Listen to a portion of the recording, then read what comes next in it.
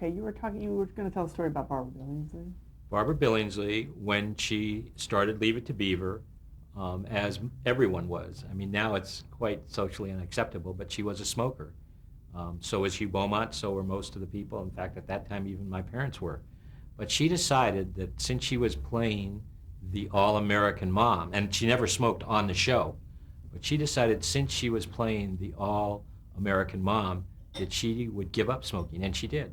And we all know from all the things that are told to us how hard that is. And she just all of a sudden one day, I think it was the beginning, it may have been the middle of the first season or the beginning of the second season, just quit smoking. She said, no, the all-American mom wouldn't smoke. And she is the nicest lady that, you know, my mother, of course, is always number one in my heart, but Barbara Billingsley is very, very close because she is just so nice and she exemplifies being a lady. She is just the perfect lady. She's always so nice. She's as nice as you think she would be if you met her, as she is on the screen, which is, from a lot of the people I've known who are actresses, not always true.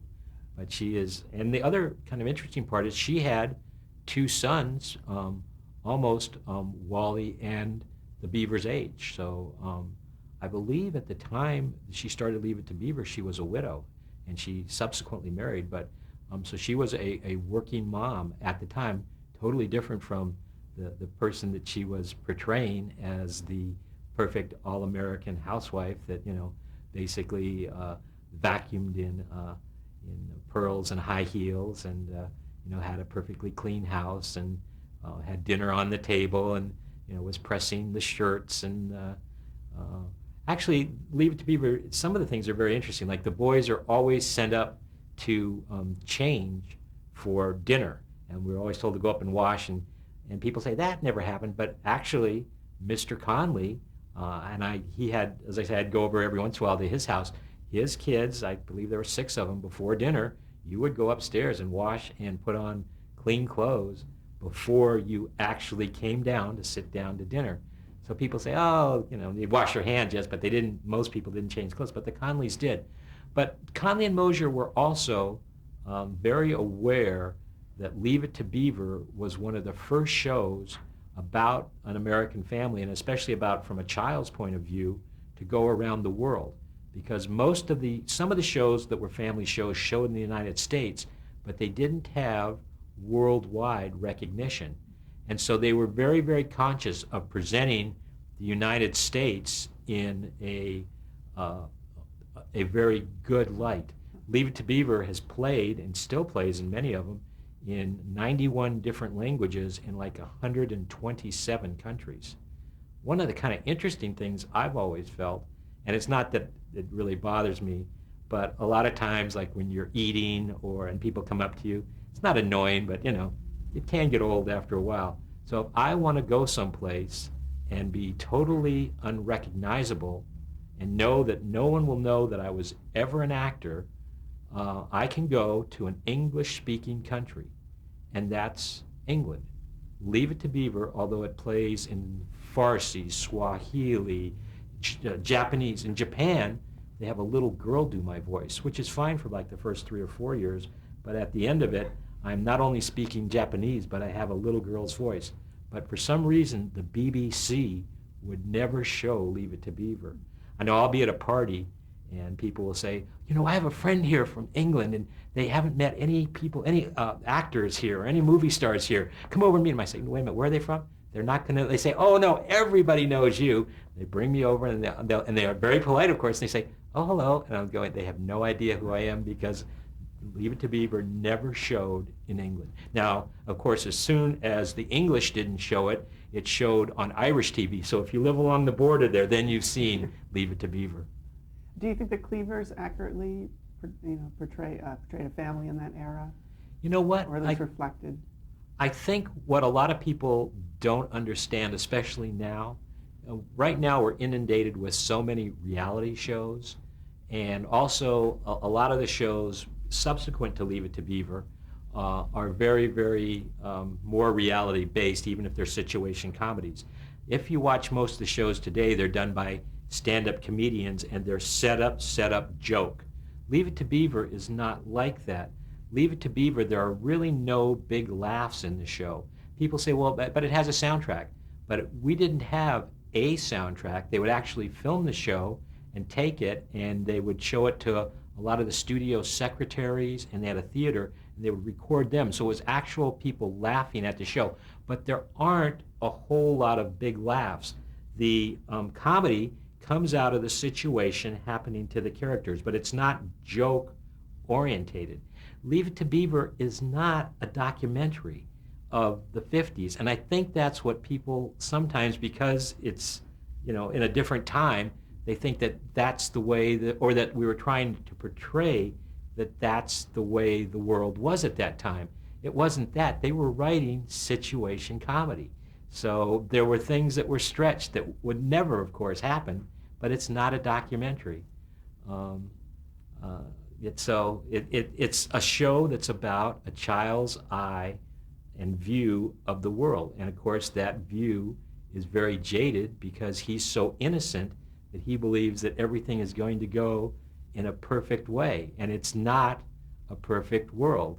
Wally explains that to him. Eddie shows him what a non-perfect world it can be by coming in and totally telling him to do this, and you'll get all the riches or all this or all that.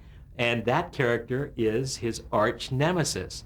And of course the parents say, okay, now do this. But then Beaver says, but wait a minute, I saw you and you did that. Well, that doesn't matter. You do what I tell you. I had to do that, but he doesn't understand why his parents, and then Wally will come in and explain the ways of the world and how, yes, Eddie is his best friend, but don't listen to Eddie. Well, how can he be your best friend? Well, he's just kind of always around, and I've grown up with him, but don't ever do what he tells you. But Beaver's so innocent that Eddie can come in and just trick him. And Beaver's friends, a lot of them, are the same way. You have Larry Mondello, played by Rusty Stevens, who is, his father is always away, he's a little overweight, and he's always eating, and his father's a salesman, and his mother's always saying, whenever Beaver and Larry get in trouble, when your father gets home, you just wait, because your father, he's going to do. So he's kind of running wild, where the Beaver is the nuclear family. I mean, it's not a boy and a girl, but it's the two children, the father and the mother, and it's the nuclear family trying to get through life. And life is hard, especially for children, with all the lessons they have to learn to get through. Who were some other of Beaver's friends? Well, there's Whitey Whitney, played by Stanley Fafara, Gilbert Bates, played by Stephen Talbot, Richard Rickover, played by Richard Carell. In fact, his father was on Amos and Andy. He was with the characters of Amos and Andy, and that's where Conley and Mosier got their experience writing radio.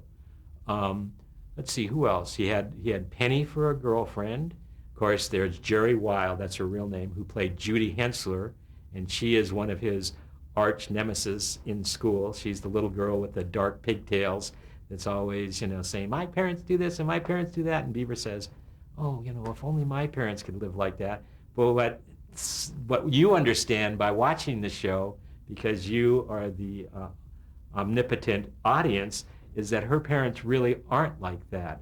She is making these statements because she's so insecure, but Beaver doesn't understand that. He thinks whatever she says, her parents must be like. She must have this wonderful life, and if he could only have the life of some of his other friends, because they basically are so insecure that they're making up lies. And Beaver goes home to his family and goes, why can't my family be like that? Not realizing that he is in the perfect family, but as many of us are, he doesn't realize how good his life is because he's living it.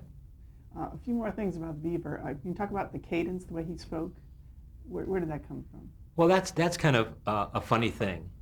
Obviously, the cadence is my speaking, but I will tell you a very funny story. And I've told you that Beaver plays in 91 languages, and people all over the world have come up to me and said they learn English by listening to Leave It to Beaver.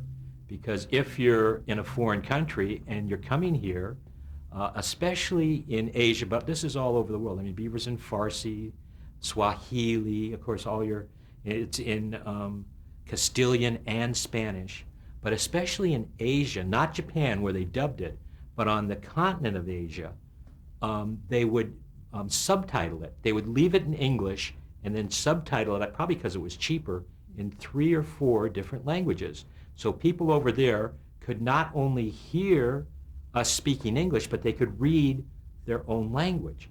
So kids have told me, I've gone to college, said, oh yes, I learned English by watching Leave It to Beaver. But remember when Moon Zappa in I think it was probably the 70s, it may have been the 80s, did a record called Valley Girl and Valley Talk? Well, what people don't realize is Tony Dow and myself were both Valley boys. So we were using a vernacular from the 50s. It was a dialect that was spoken here in Los Angeles. If we'd have done this in, say, Alabama, we would have had a totally different vernacular. But the writers were writing. We would go in, I don't know if I told you this, but on Monday we would read the script through, and what they would do would be listen to anything we had trouble saying. I remember one show they were talking about crawlers, and they would say, let's go out and get some crawlers. And Tony Dow and I looked at each other and said, when we came to that part, what's a crawler? And they went, you guys don't know what crawlers is? Crawlers are round donuts. But they said, well, what would you call it? We said, those are donuts. So when we came back, the show was about donuts. So these kids are basically, when they read their language, learning 50s Valley Talk. So my vernacular was a 50s Valley Talk. So when they come to the United States, they say things like, oh yeah, I'll have a hunk of cake, because that's what Wally and the Beaver would say. And what about the dropping of the syllables? There was, in the very beginning, about I don't even know how many shows, but in the very beginning, they had me missing words because they thought that would be humorous. And actually, Mr. Conley's son, Ricky, did it. Like he would say, instead of hamburgers, I think it was what he said. And when we did that, they immediately got a lot of fan mail, especially from teachers and other people saying, does that little boy really speak like that? And they decided right away to take that off, because that really wasn't my speaking. They thought it, in the very early episodes, it was humorous. And I think it was like, they even got like letters from the PTA saying, you should help that little boy. But they weren't, it wasn't that I was doing it, it was that that was actually scripted that way for comedic effect. And if you notice, it all of a sudden, like that, disappears, because maybe it's in 3 shows, 5, I don't know how many, but they said, oh no, when the PTA or whoever it was came in and said, that's not good to teach kids to talk like that, because a lot of kids would watch Leave It to Beaver and copy whatever we did. Did you notice the similarities between like Ricky and Beaver, or were you around them enough?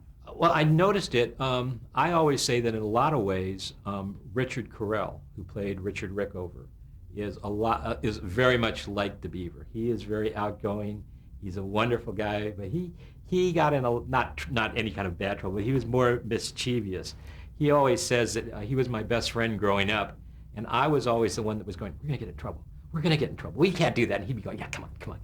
So a lot of the things that happened to Beaver were him, and also a lot of his friends. Because Leave It to Beaver, as I told you, the core from every show comes from real life.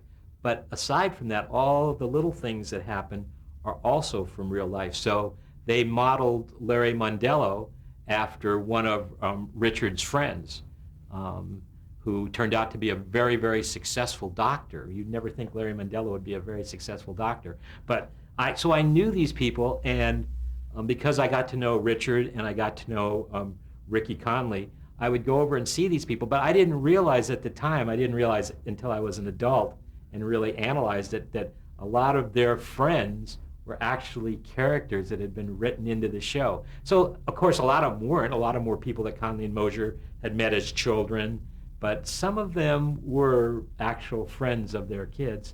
And their kids might come home from school and go, do you know what happened to Johnny Jones today? And then Mr. Conley would go to his little book and say, oh yeah, that happened to Johnny Jones, okay. And a few weeks down the line, something like that might happen to Beaver or one of his friends. Did you have ideas that they took that happened from your childhood? You know what?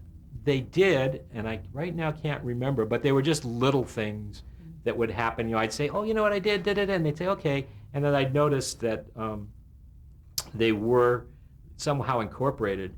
Probably my biggest temper tantrum on the set was one time they had written a show where Wallington and Beaver are supposed to be getting ready to go to a big party, and we're in front of a mirror tying our ties. And so they thought it would be cute for us to be like in our jockey underwear. And I just said, I went to them and I said, I can't do that. And they said, why? I said, do you know that, I mean, I was like probably 8 years old, everyone will see me in my underwear.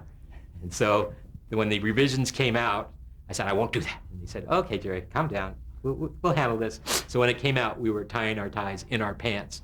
So there were things like that, you know, and that's the only time I can really think of that I said, no, I won't do something for them. You know, I said, my sister, everyone will see me in my underwear. But they did take things, but they were so subtly woven into the show that a lot of them I don't even think I realized were things about me that they had put in, and how I relate to people and the way I talk. And a lot of times too, when I would read it, and for the first couple years, actually, I wasn't able to read. That's kind of an interesting story too. That's one of the ways I became an actor, is I'm dyslexic.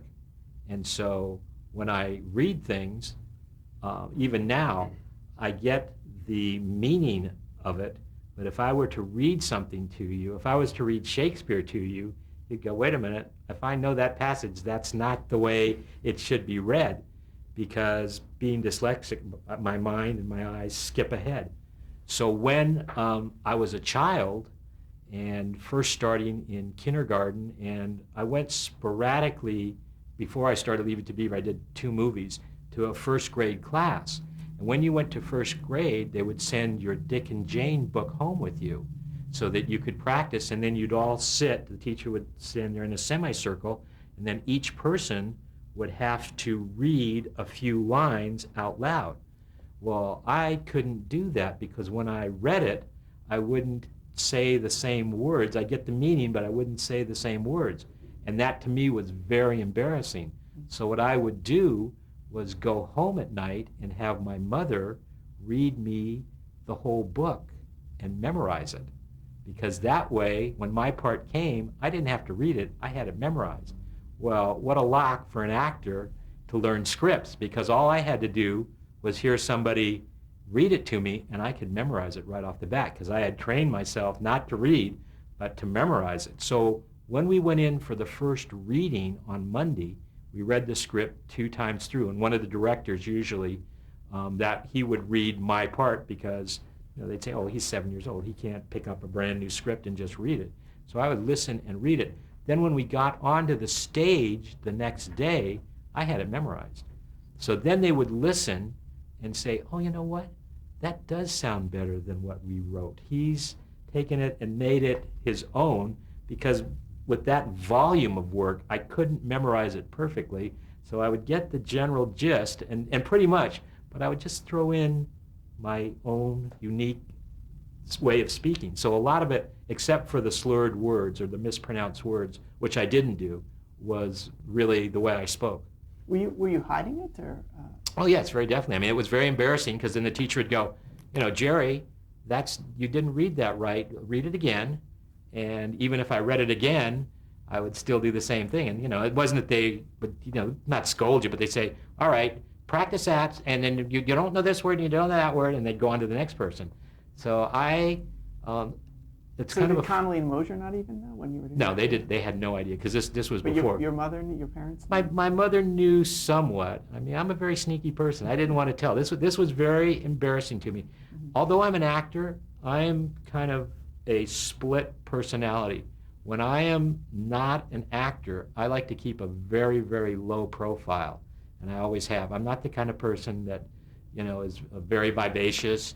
Now, when I'm on a red carpet, when I'm doing an interview like this, I'm very talkative, and you'd say, oh, he's probably, but I'm not. If you knew me in my private life, I'm a very quiet person. People on your staff know I'm hard to contact. I lead a different life. But when I'm working, it's almost like a split personality. I become another person. I know what it takes to be an actor and what it takes to be on screen, and then you have to, it's a different personality. So even as a child, I didn't like being singled out. I liked to just kind of flow and just kind of be in the background. And when I worked, that was a way for me to suddenly come out. And, you know, I know people, a lot of times I'll scare people because I'll be going to give a speech, or, you know, and they'll say, well, what are you going to talk about? And I say, well, you know, I'll talk about this and that. Well, have you written it? No, but, you know, and I'll get up and they'll say, you can see these people are starting to sweat going, what's he going to do when he gets up there? He hasn't, and, you know, I can get up and basically speak for sometimes an hour, and people get off and they go, you spoke for an hour? Yeah. Well, you didn't have, that wasn't written? No. I just kind of, you know, spoke off the top of my head. So, and it's the same with doing a script. I mean, I can memorize a script, but a lot of times it's especially hard for me to work with writer-directors, because they usually think that their words are written in gold, and a lot of times I'll just make my own unique little changes and they'll go, and it's much harder for me then to do it because I get it locked into my head. So if I know I'm working with a writer-director, I now can study it a lot closer and make sure that I use their words instead of injecting my own little euphemisms in there. Were you able to overcome the dyslexia? No, it's something that you still have. And it's very funny because and they had me tested at the studio because they found it out very early. What they'd have you do is read like 3 and 4 paragraphs and then take a test. Now I could read much faster than they'd say, well, you know, your comprehension is great. And then you take a test on what you've read. You know what you've read, but to read it out loud, or even when I read it to myself, I skip a lot of the stuff. Basically, your mind jumps back and forth. And you don't, but I can hit the key words. So I know what I've read. I can take a test. I can answer the test. I mean, I'm a graduate of college, so I mean, I can do it. But if I had to sit there and read it word for word for you, I do voiceover work, so I can get it if I hear it, but I have to be very, very careful and read it so slow. And my mind doesn't like to do that. My mind likes to race through it and have all the answers. All right, there's one other origin I wanted to ask about, is the baseball cap that Beaver wore. The baseball cap. The baseball cap, now there are many of them floating around, and people say they have the original baseball cap from Leave It to Beaver, but that's a lie, because I have the only baseball cap from Leave It to Beaver. What happened is that the very first day of production was kind of a cold day, and we did a show about Wally and the Beaver having an alligator. And the show is just that the parents won't give them a pet, so they go buy in a magazine an alligator. They keep it in the toilet tank, and June discovers it because they're trying to prove that they're responsible enough. But the very first day of shooting was actually at what is now CBS Center. At that time, it was Republic Studios, and it was out on the back lot at a little lake that they had back there, because it was supposed to be the alligator farm where we go to find out how to take care of the alligator. And so it was kind of a cold day, and we drove up, and when we left the house, because we lived in the San Fernando Valley, we were driving over to CBS Center, my mom just threw this baseball cap that I had on. And if people don't realize this, but when you're an adult or a child doing a series, if you have a shirt, you just don't have one shirt. You have probably 4 to 6 shirts that they buy that are exactly the same. Because Leave It to Beaver's on film. So when they're filming you, if something drops, if you start getting sweaty, they just switch out the shirts or pants or jackets. All your wardrobe, you have multiple copies of all your wardrobe just in case something happens, if you go to lunch and spill something on it.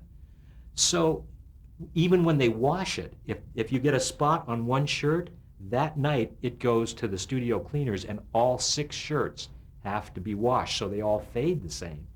So it's unheard of not to have something like that.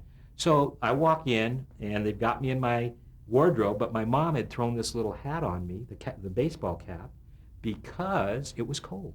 And she didn't want me to catch cold because we were out by the lake. And the director, Norman Tokar, looked at it and said, "That's a good look. Keep that hat on." And so, you know, the wardrobe guy was going, "Well, I haven't got another one, but, you know, the director wants it. It's not a big deal. It's just one scene." So they saw it in the rushes that day. They said, "That's a great look on him. that green baseball cap is the best. Keep that cap. And the wardrobe guy's going, okay, it's not a big deal. It's a green baseball cap. So he asked my mom, where did you get it? My mom goes, gee, I don't know. It's just kind of been around my house. I think we just went out and got it. Now, my dad, as I told you at that time, was a teacher and a coach. So we had a lot of sports stuff, baseballs, footballs, because he was a coach. And, and so we had baseball caps and baseball gloves. And she said, and, it's green, and it just kind of made his eyes look real good. So I just threw it on him, and it fit him. So the wardrobe man goes out, searches the entire town. Can't find any green baseball caps just like this one. Gets other ones, but they just don't look the same on me. So then he went to like all the major manufacturers. Couldn't find anything. So for the entire 6 years, we drove wardrobe people crazy. Because every time I would walk off the set, they would grab the hat from me. I'd be running, I'd want to go places, and they'd be watching, cut, print, that guy would be in there to grab that cap. So we went the entire 6 years with only one green baseball cap. Now, when we went to do the new Leave It to Beaver, they decided to copy that cap so that my son on the new Leave It to Beaver would have the same green baseball cap. They actually hired a haberdasher to try to copy it, and they still couldn't get, the haberdasher looked at it.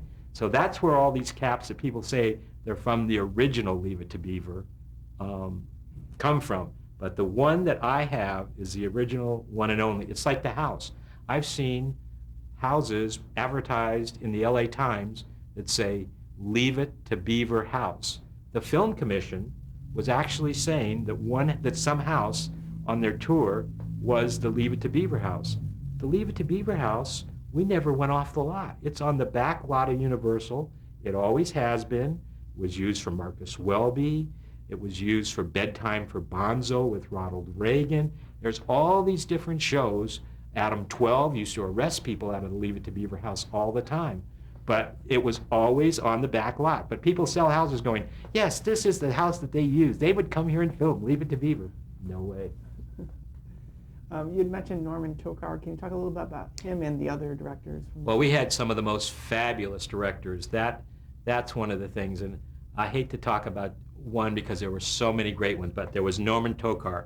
He actually also came out of radio. He was Henry Aldridge, and he was just a real character. He was probably, now I was little, but I know he was very, very small. He was probably only 5'3" or maybe 5'4". He had these big dark glasses and red curly hair, and he was the one that had been made famous by when they would yell, Henry Aldridge on the radio, and he would yell, Coming Mother. But he was a very big radio star and then became a director. And we had David Butler. David Butler was absolutely fabulous. He directed a lot of the Crosby and Hope movies like Road to Morocco, and he had worked with Shirley Temple and had wonderful stories about Shirley Temple and all the different actors that he'd worked with. We had Norman Abbott, who was in some way related to Abbott and Costello. I don't know if he was a cousin, but he was also a fabulous director. We had Gene Reynolds actually directed one of the episodes. We had, I think his name was Butane Wingust. He was a very, very good director. But I mean, these people, since television was so new, many of these people were very, like Mr. Butler, were famous movie directors. And, he would come and talk about Bojangles and dancing and setting up the scenes with Shirley Temple, and just had fabulous stories. And one of my stand-ins was a stand-in that had been a stand-in for Costello, on Abbott and Costello. Let me stop you there, and we'll pick it up on the next.